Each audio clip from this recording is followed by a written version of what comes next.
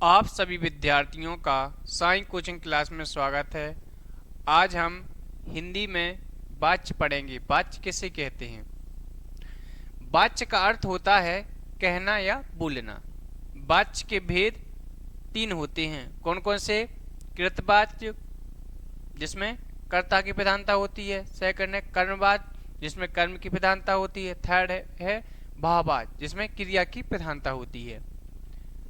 पहला है क्या? कृतवाच्य। कृतवाच्य किससे कहते हैं? वाक्य में क्रिया के फल का प्रभाव सीधे कर्ता पर पड़ता है। वाक्य में अकर्मक व सकर्मक दोनों क्रिया का प्रयोग होता है। क्रिया का लिंग, वचन, पुरुष, काल कर्ता के अनुसार निर्धारित होते हैं। जैसे राम क्रिकेट खेलता है। राम क्या है? पुरुष वाचक या पुरुष है, तो यहाँ पर लास्ट में क्या आ गया? खेलता। क्या आ गया?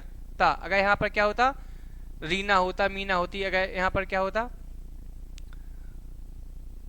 स्त्रीवाचक होती। कर्ता क्या होता? स्त्रीवाचक। तो यहाँ पर क्या हो जाता? अगर यहाँ पर होता राम की जगह पर सीता, तो यहाँ पर क्या आ गया? सीता करके खेलती है। ओके। नेक्स्ट है बच्चों ने गाना गाया।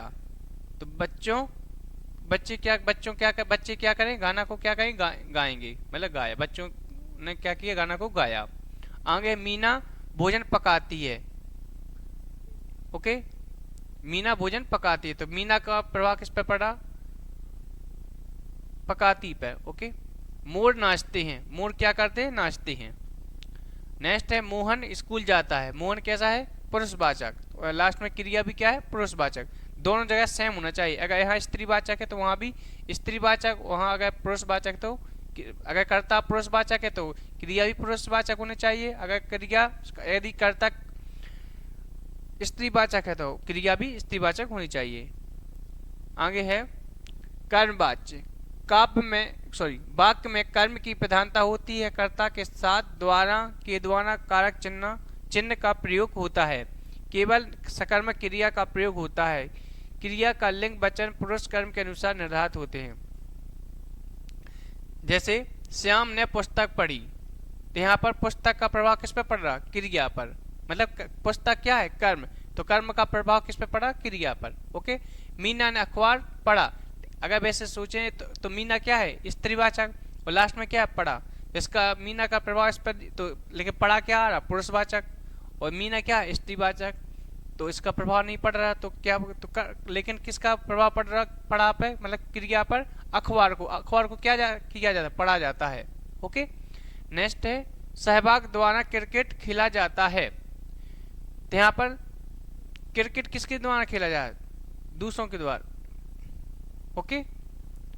इसमें द्वारा शब्द लग गया। आगे है जयशंकर द्वारा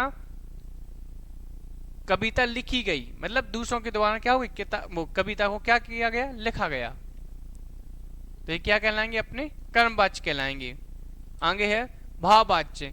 वाक्य में कर्ता कर्म के होते हुए भी क्रिया की प्रधानता होती है। वाक्य में कर्ता के साथ से कारक चिन्ह का प्रयोग किया जाता है। वाक्य में निषेधात्मक शब्द ना, नहीं, मत, मना आदि का प्रयोग किया जाता है। जैसे राम से कहानी नहीं सुनाई जाती। तो यहाँ पर क्या आ गया? नहीं। तो ये कौन सा सेंटेंस कहलाएगा? भाववाच्य कहलाएगा।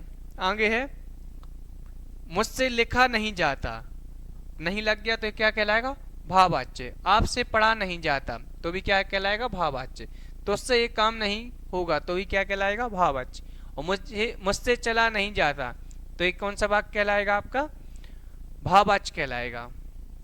हमारी वाच्य कंप्लीट हो चुकी हैं। नेक्स्ट क्लास में हम इसके प्रैक्टिस सेट को कंप्लीट करेंगे।